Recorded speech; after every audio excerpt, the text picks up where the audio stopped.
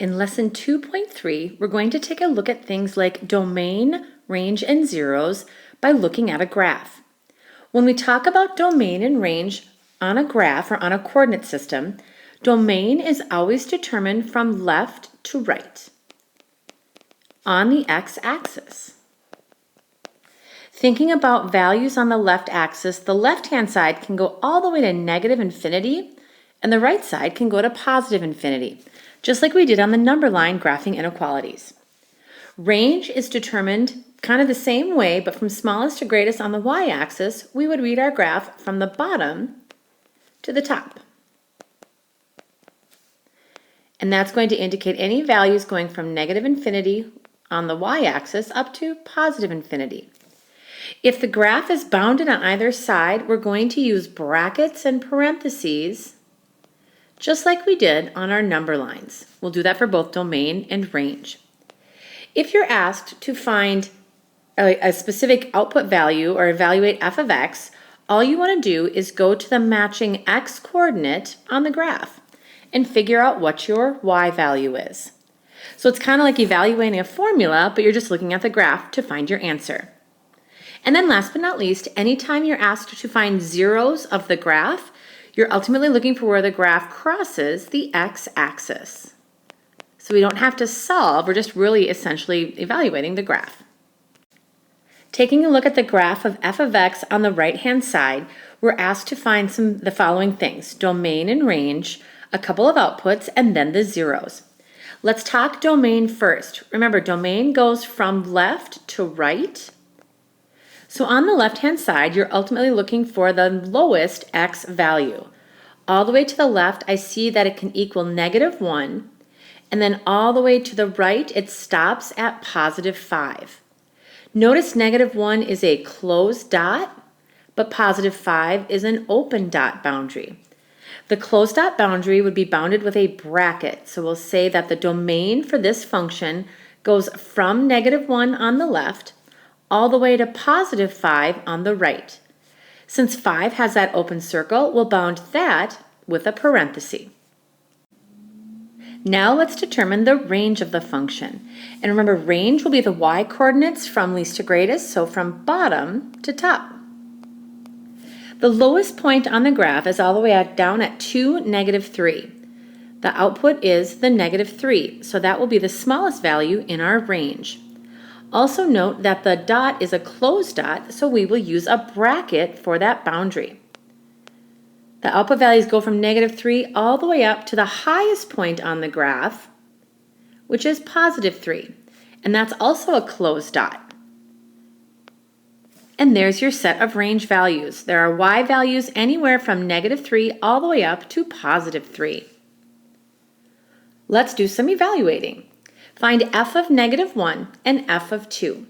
So looking at our graph, I'm just going to get rid of these arrows here. Looking at our graph, I want to know what is the output when x is -1. So when x is -1, the output is right here at +1. So then we'd say f of -1 equals 1. It's just the output for that input value. At 2, the graph is down here at -3. So our output value is -3. And that's all you do to evaluate from inputs to outputs on a graph.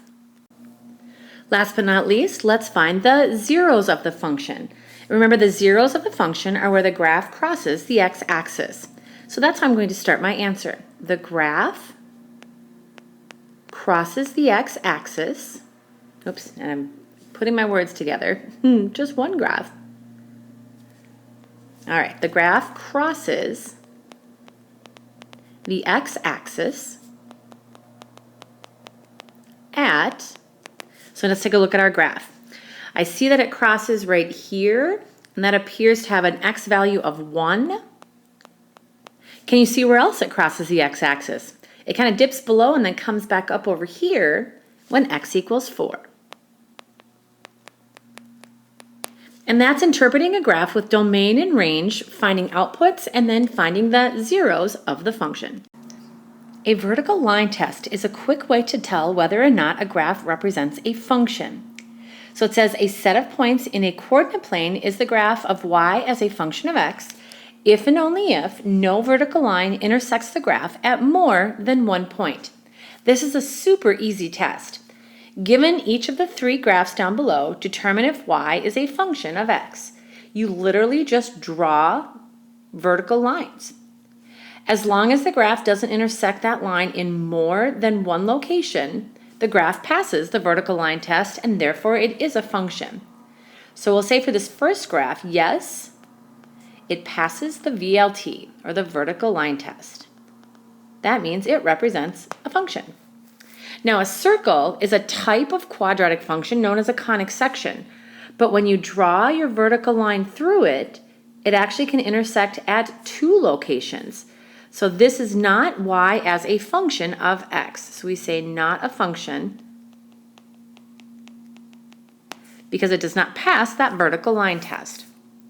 Over on the right, even though there's kind of that space in between, if you draw vertical lines on either side, it only intersects at most one time. Therefore, yes, it is a function, and it passes the VLT, that vertical line test. The final part in day one, finding zeros of functions. So we'll do this algebraically. This means clearly we don't have a graph for these three equations. We've done zeros before, we've solved for zeros before, but this is going to be different than domain. So we're going to think about each kind of equation, what we will do. You'll actually just set everything equal to 0 like we normally do and work backwards to solve for your variable.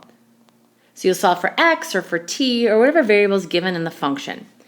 But again, similar to domain, the type of function you have or the type of equation you have, you may set up zeros differently and try to solve. So we'll take a look at that. In the first one, we have a quadratic function. We've been finding zeros for these for like a month now. If you set the function equal to 0, we're just going to solve for x. There's a 3 in front of the x squared, so this is one of our scenarios where we do the a times c split to get b rule. 3 times negative 10 is equal to negative 30. So now we need to figure out, well, how can we get that plus 1 right in the middle? How can we get this right here? I know lots of numbers go into 30. We could do 1 and 30, 2 and 15, 3 and 10, or 5 and 6. I think our best bet is going to be with that last pair, 5 and 6. We want to get positive 1 when we add them, but negative 30 when we multiply. If we make 5 negative and keep the 6 positive, I think that will do it for us. As we solve, we'll set up our factors x minus 5 and x plus 6. But remember to divide by that that a value out in front, which is 3. The 3 will have to go in front of x for that first parenthesis, and that will give us 3x minus 5. But in that second parenthesis, the 6 divided by 3 cancels, and that gives us x plus 2. So remember, if this is set equal to 0, our first 0 would be at positive 5/3. That's where it would cross the x-axis. And our second 0 would be at negative 2. Those are the two zeros of that function found algebraically. The next function, g of x, is a square root function.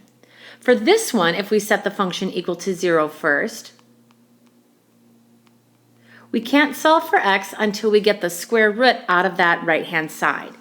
We'll actually start this problem by squaring each side. So I'm going to put a parenthesis around the 0, which really won't do much, but then if you square that right-hand side, it'll cancel out with the square root. So then that still gives us 0 on the left, and then 10 minus x squared on the right. So as long as 10 minus x squared equals 0, the square root would also be 0.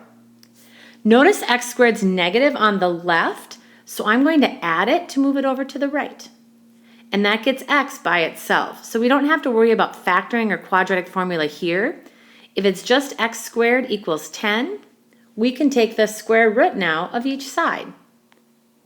But remember our rules for taking square roots? This is called extracting square roots. We did this when we solved back in chapter 1b. we have to put that plus or minus out in front of the square root to give us our two solutions on the x-axis. The square root of 10 doesn't simplify, so those are the zeros for this radical or square root function. And last but not least, h of t is a fraction, 2t minus 3 over t plus 5. This is a situation where again we have our numerator, and I'm going to say n of t, and our denominator. A zero of the function actually has nothing to do with the denominator this time. What we're going to do to solve for this function is just set the numerator equal to 0 and solve. So this should go pretty quick. If we set 2t minus 3 equal to 0, that means 0 would be in the numerator, and then no matter what you get in the denominator, that would still equal 0 overall. We'll move 3 over. This won't take us long. 2t equals 3. And the 0 for this function is when t equals 3 halves. There's finding zeros algebraically. Again, really nothing new, but just kind of a different way to look at unique types of functions and where they cross the x-axis.